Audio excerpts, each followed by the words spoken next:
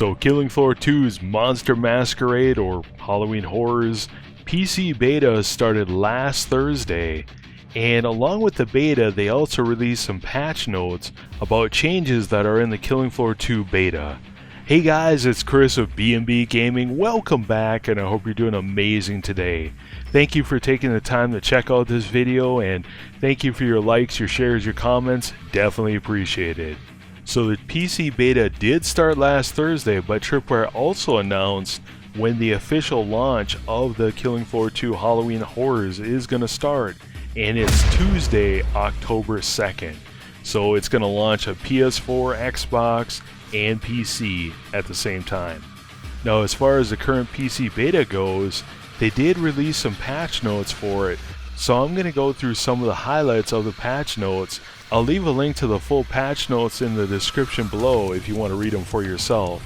So in this Killing Floor 2 update, we have one new map called Monster Ball, and all the game modes are available on it.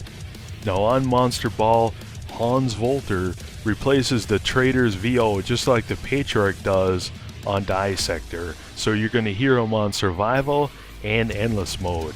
Now I have played the beta for, 15-20 hours now, and one thing I really like about Monster Ball is there are lots of traps on this map. So there's electric traps, there's pit traps, there's bell traps. they're all over the place, so it's actually really cool. Now another feature on this map is there's a one door that you can pay 10,000 Dash to open up, and I'm not sure if the community's found exactly what this door is for. I know if you do open it and you go around the corner, there's like a drop-off trap where if Zeds fall in it, they die, but I've seen Skrakes and Fleshbones just jump over it, so I'm not really sure what it's for. Now, as far as my opinion of it, I really like this map. I think it's a really good map for Endless. There are a couple corridors where you can get trapped if you and your team are doing the Running Man. You know, how you just get in a group and you start doing circles around the map. You can do it on Monster Ball, but like I said, there are a couple places where you can get trapped doing it. Another thing about the traps is they make doing Stand Your Grounds actually fun and interesting, so definitely kudos there. Now as far as the weapons go, they added 4 new weapons in the game here. The first one is the HMTech 501 Medic Assault Rifle with Grenade Launcher. Now this weapon is for the Commando and the Medic. The interesting thing about this gun is you get 10 grenades for the Grenade Launcher, and this is one of my favorite guns that they've added to the game so far. Now I've found it's not as strong as the regular Medic Assault Rifle, but the grenades definitely make up for that. Now for me, this gun has made playing Medic actually fun, because instead of just focusing on shooting darts at your teammates, you can just shoot down a grenade and, you know, heal your teammate but also get some good kills out of it. One nice bonus I found is you can get a ton of assists with this, because you can just shoot them down wherever you want to, and you have so many of them. It's not as powerful for assists as the Firebug, but pretty close. In addition, one of my favorite loadouts is playing Commando with the 501 and with the regular Medic Assault Rifle. Very powerful. Now the next weapon is the FN FAL, and this is for Commando and Sharpshooter. Now the interesting thing about the FN FAL is it's semi-automatic single shot, or you can activate alt fire to shoot full auto. Now personally, the full auto is like a bullet hose. I mean, your clip is gone, so I'm still playing around with that. I'm not sure if I like it or not. Now I do like the FN FAL on Commando. I think it's viable and actually a lot of fun because of the range and accuracy. Now for Sharpshooter, I think it could use a buff as far as headshot damage goes, because you can use the FN FAL at tier 5 and then switch to the M14 and it's not even close. The M14 just blows it away. Now the third weapon is the MKB-42H. Now this gun is for the Commando, and you can either shoot it semi-automatic or full auto, and I'd recommend full auto. It doesn't seem like it does a lot of damage. Now you don't get this gun right off the bat, you have to actually complete all the seasonal objectives and then it becomes available at the trader.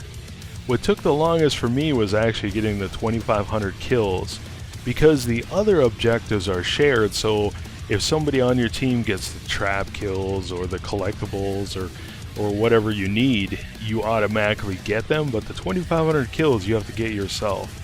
Now what do I think of the MKB? At first I was pretty underwhelmed by it. I mean, it was like I was grinding for 5 hours straight. It was 2 o'clock in the morning and I unlocked it and I'm like, I got it and I'm like, ugh, this is it. But as I started playing with it the next day when I was actually awake, it's a pretty good gun. I mean, it seems quite a bit like the Stoner, but with more damage. Now I could be wrong, but that's been my experience with it. Now the fourth weapon is actually a cross-promotion weapon with another game that Tripwire is publishing called Road Redemption. Now here you can get it's called a Lucile bat, and if you watch The Walking Dead, evidently it's the weapon that Negan uses. It's basically a baseball bat with nails or a chain wrapped on it. Now according to Tripwire, it's similar to the katana as far as attack speed, a little bit slower, and it does a little bit more damage than the katana. Now again, in order to unlock this, you need to own Road Redemption on PC. Now the Lucile bat will also be available on console in December if you buy Road Redemption. Now I haven't tried this out since I don't own Road Redemption on PC, but you know, I'm probably planning on buying it on console, so we'll have to wait and see. Now next, Prestige Rank 2 is available in the beta, and with Prestige Rank 2 you get 2 million Volt Dash and you get a new icon. As far as I know, there isn't an XP boost on this, it's just the regular 30% we got with Prestige 1. As far as the new cosmetic crates and the Headshot FX bundle, they're not available until the full release. Another item in the patch notes is that they added a trader queue for the last 10 seconds of trader time. So on Monster Ball, Hans basically tells you when there's 10 seconds left. As far as endless mode goes, they removed the all flesh pound waves. Evidently they're having some kind of spawn issue with them or something. I don't know about on PC, but on console they suck and are pretty much a 99% wipe, because they're all rage, they're all running at you, and it's just, I think I've beaten maybe 1 or 2 of these waves, so they're pretty nasty. Next, they buffed the Abomination Boss. So when he's at full health, he's gonna drop more of his, we'll call them poop monsters. They also increased his walk speed, increased his sprint speed, and increased his gorge radius, so when he sucks in the teammates or Zeds or whatever. And next, as far as his spawns, or I'll call them his poop monsters, they decrease their health, they increase their self-destruct damage, and they no longer evade damage. Now my experience with this, updated Abomination is, it's just a really long, drawn-out boss fight, where basically the only way you die is you aren't paying attention to your health and you are in, some poo somewhere, and I think they need to kind of look at this guy again, because if you look at the other bosses, King Fleshpound, Hans Volter, Patriarch, they all have a way to pretty much kill you in 1 or 2 shots, where Abomination, the only way you die is, like I said, you're not paying attention and you're standing in, his gases somewhere. Now as far as weapons go, the first item is with the Zweihander. They decrease the stumble for light attacks, and they increase the stumble for heavy attacks. The next weapon they mention is the M99 Amr, and here they increase the stun value of projectiles from 15 to 50. They increase the stumble value of projectiles from 0 to 600. They increase the gun hit value of projectiles from 80 to 300. And I was curious what exactly gun hit means. And evidently it's the percentage chance that they'll flinch when you hit them. So if you hit them and gun hit procs, they'll basically flinch for 0.5 seconds. And the final buff is they increased melee hit value of projectile from 0 to 100. And evidently melee hit is the same as gun hit. I don't know. Basically it means if you hit them and you don't kill them, they'll pretty much stand there wait for you to reload and shoot them in the head again. Now the next gun they talk about is the Doomstick. Now here they increase the base damage per pellet from 36 to 40, which means that total damage was 216 and is now 240. They also reduced the base weight from 11 to 10, which is nice. They increased the stumble value from 35 to 55 per pellet. They increased the gun hit value from 45 to 75 per pellet. They increased the max ammo from 44 to 52. Now the upgrade to tier 5 damage increase per pellet is 46 instead of 44. So the damage increased from 264 to 276. And the final piece is that they reduced the ammo cost per magazine from 40 to 25. Now next they talk about the Desert Eagle, either dual or single. And here the upgrade tier 4 damage is reduced from 118 to 113. And the upgrade to tier 5 damage is reduced from 136 to 127. Now next, they talk about the 1858 revolvers, single and dual. The upgrade tier 2 damage is reduced from 60 to 57. The upgrade to tier 4 damage is reduced from 100 to 97.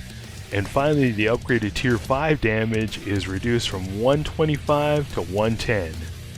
The next weapon they talk about is for Commando, and it's the Stoner 63A LMG. Now here they increase the gun hit value from 0 to 50 per bullet. So this effectively gives it a feeling of a suppression weapon when you're unloading on a target. Now finally they talk about the AK-12 again for the Commando.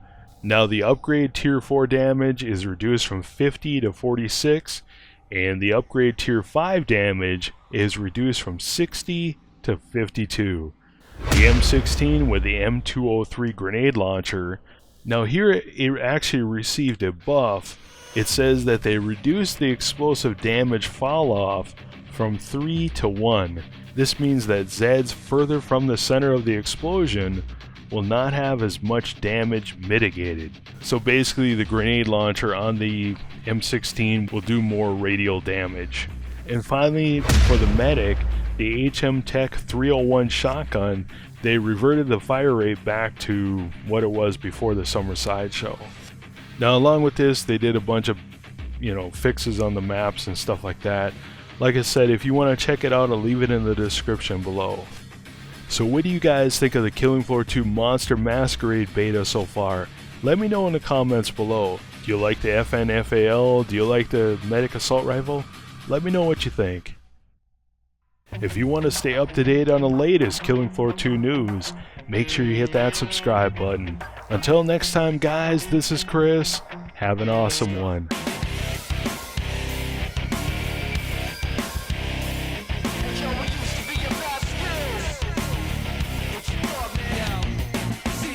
Get knocked off. I don't talk a lot, I drop it hard more than